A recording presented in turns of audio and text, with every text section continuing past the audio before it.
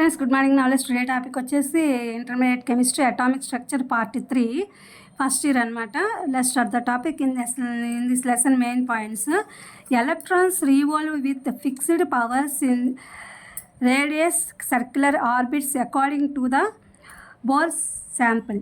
Hydrogen spectrum is unable to explain the Bohr pattern of subtle structure.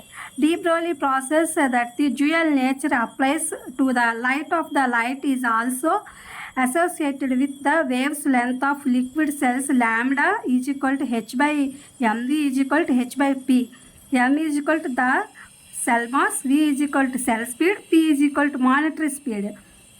The electron microscope is built based on the electron wave nature. Depending on the nature of the electron wave by the experiment of electron detail, it is impossible to determine the subtle cell location such as electron simultaneous way delta x into delta p greater than equal to h by 4 pi.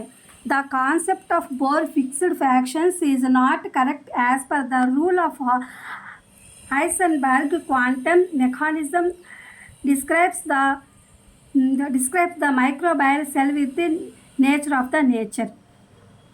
Schrödinger equation to a system: delta psi by delta square psi by delta x square plus delta square psi by delta y square plus delta square psi by delta z square plus 8 pi square by h square m 8 pi square m by h square. E minus v psi is equal to 0. Psi the wave involved in the each energy levels is the straightforward wave involved at the point of which the potential to find an electron lump at the specific point in the atom of magnitude psi magnitude square to the perfectible proportion. Hydrogen is called atomic orbital of the wave involvement of an electron cells such as hydrogen. ఇది friends ఇంగ్లీష్కి సంబంధించి version.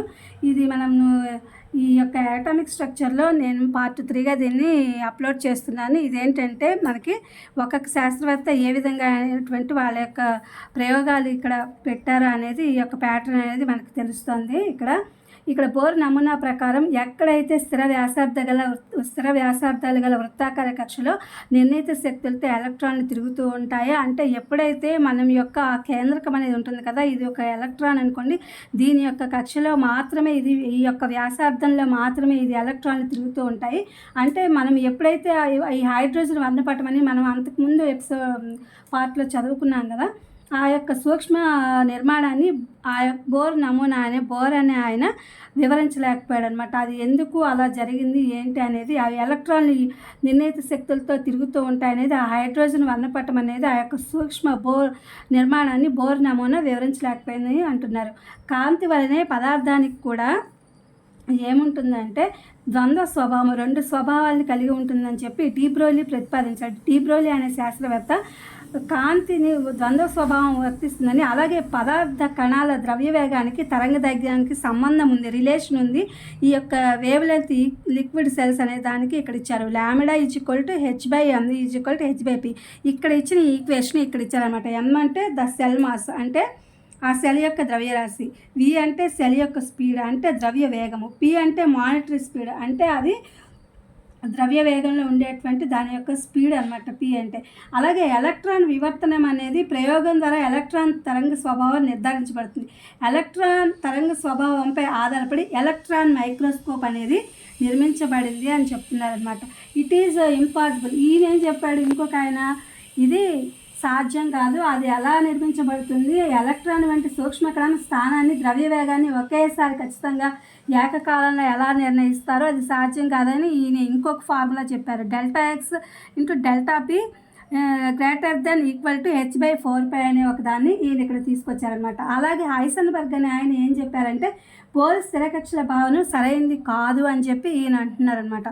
ఈ Heisenberg అనే ఆయన ఇది సరైనది కాదు ఈ mechanism అని చెప్పి చెప్తున్నారు. Describe is microbial cell the with natural అని చెప్పి చెప్తున్నారు. ఇది సరైనది కాదని చెప్పి ఆయన చెప్తున్నారు అనమాట. అలాగే క్వాంటమ్ యాంత్రిక సిద్ధాంతము వచ్చేసి సూక్ష్మాతి సూక్ష్మమైన తరంగ కణ స్వభావాలు ఉన్నాయి వీటిలో, అలాగే చలనాలను వర్తిస్తుంది ఇది అని చెప్పి చెప్తున్నారనమాట. ఈ క్వాంటమ్ యాంత్రిక శాస్త్రం అనేది సూక్ష్మాతి సూక్ష్మమైన ఒక తరంగం కణాల స్వభావం గల కణాల చలనాలను వివరిస్తుంది అని చెప్పి చెప్తున్నారు. అలాగే ఒక వ్యవస్థకు ష్రోడింగర్ సమీకరణం, ఇది ఒక ఈక్వేషన్ అనమాట. ష్రోడింగర్ అనే ఆయన్ని ఈక్వేషన్ ఇది వచ్చిందనమాట. ఇదేంటంటే delta square Sye by delta X square plus ఇది సమీకరణం వస్తుందన్నమాట.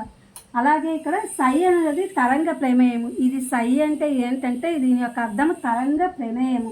ప్రతి శక్తి స్థాయికి సహచరితమైన తరంగ ప్రమేయం ఉంటుంది. అంటే ప్రతి దానికి కూడా మ్యాగ్నిట్యూడ్ అనేది దీనికి ఉంటుంది అని చెప్పి చెప్తున్నారు.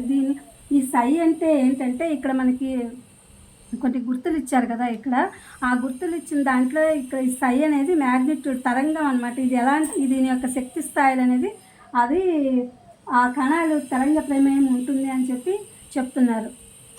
అట్లాగే at the point of which the ఇది చెప్పారనమాట.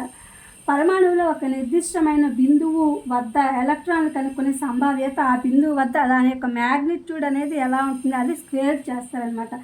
అది ఈ యొక్క సై యొక్క ఇది అనేది మ్యాగ్నిట్యూడ్ మామూలుగా సై అనేది. దీన్ని ఇక్కడ మనం ఇలాంటి గుర్తులు ఇచ్చాం కదా, ఇలా ఇచ్చి ఇలా పెట్టాం కదా, ఇది స్క్వేర్డ్ అనమాట. అంటే మ్యాగ్నిట్యూడ్ స్క్వేర్డ్ ఇది సై అనేది. హైడ్రోజన్ కానీ హైడ్రోజన్ లాంటి ఒక ఎలక్ట్రాన్ కణాల యొక్క తరంగ ప్రమేయాన్ని వర్గ ప్రమాణాలు ఆర్బిటాలు అని చెప్పి అంటారు అని చెప్పి చెప్తున్నారు. ఇది ఫ్రెండ్స్ టుడే కెమిస్ట్రీ పార్ట్ 3 అనేది ఇంటర్మీడియట్ అటామిక్ స్ట్రక్చర్. ఇది మీకు ఉపయోగపడుతుంది. నేను ఈ వీడియో అప్లోడ్ చేస్తాను. Please my channel like, share, subscribe and comment. Thank you for watching. Thank you for your support.